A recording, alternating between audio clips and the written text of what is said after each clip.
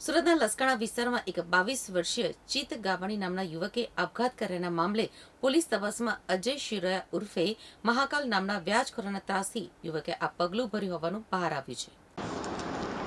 ચુસ્ત પોલીસ બંદોબસ્ત સાથે આરોપી અજય શિરોયાએ પતરાના શેડમાં ઊભી કરેલ દુકાન તોડી પાડવામાં આવી હતી.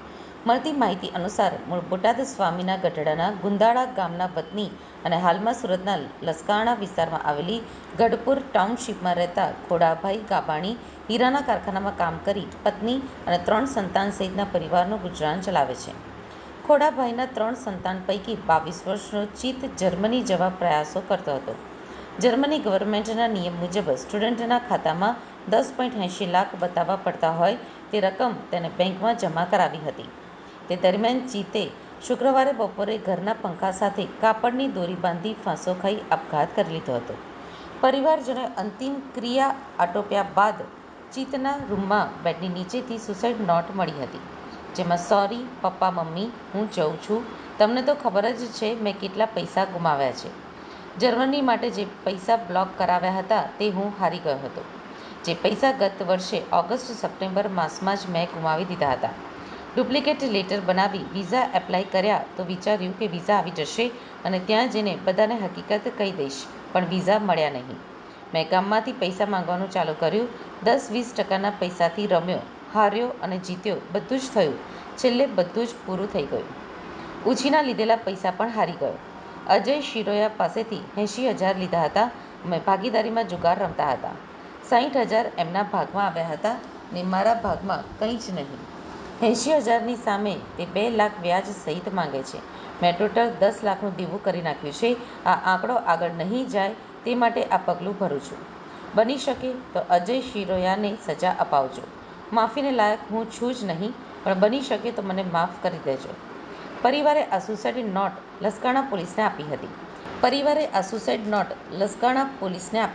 લસકાણા પોલીસે અજય રમેશ શિરોયા ઉર્ફે મહાકાલને ધરપકડ કરી છે.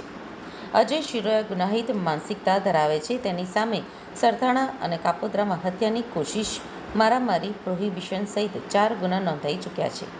આ સાથે જ તેણે સરથાણાના વીટી સર્કલ પાસે ગેરકાયદે દબાણ પણ ઊભું કરેલું હતું. લસકાણા પોલીસ સ્ટેશનના પીઆઈ કે.એ. ચાવડાએ જણાવ્યું હતું કે આજરોજ લસકાણા અને સરથાણા પોલીસ દ્વારા વીટી સર્કલ પાસે અજય શિરોયા દ્વારા ઊભું કરવામાં આવેલા પતરાના શેડનું દબાણ દૂર કરાયું છે.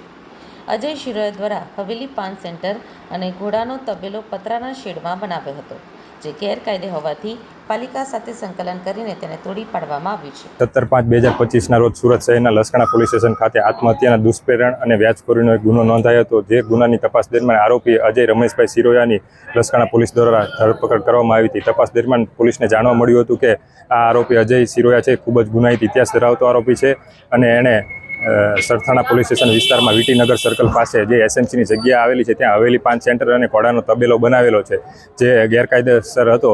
જે અનુસંધાને લસકાણા અને સરથાણા પોલીસ દ્વારા જરૂરી એસએમસી સાથે સંકલન કરીને આજરોજ આ ગલ્લાના ડિમોલિશનની કાર્યવાહી હાથ ધરવામાં આવી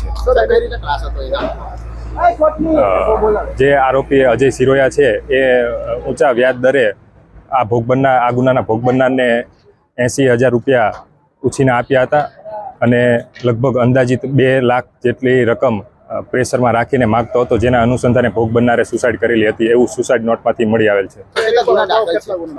આ આરોપી વિરુદ્ધ સરથાણા પોલીસ સ્ટેશનમાં 2 ગુના નોંધાઈ ચૂક્યા છે, તેમજ કાપોદ્રા પોલીસ સ્ટેશનમાં આઈપીસી 307 અને મારામારીના ગુના નોંધાઈ ચૂક્યા છે અને આ આરોપી વિરુદ્ધ પાસા અને તડીપારની પણ કાર્યવાહી થઈ ચૂકી છે.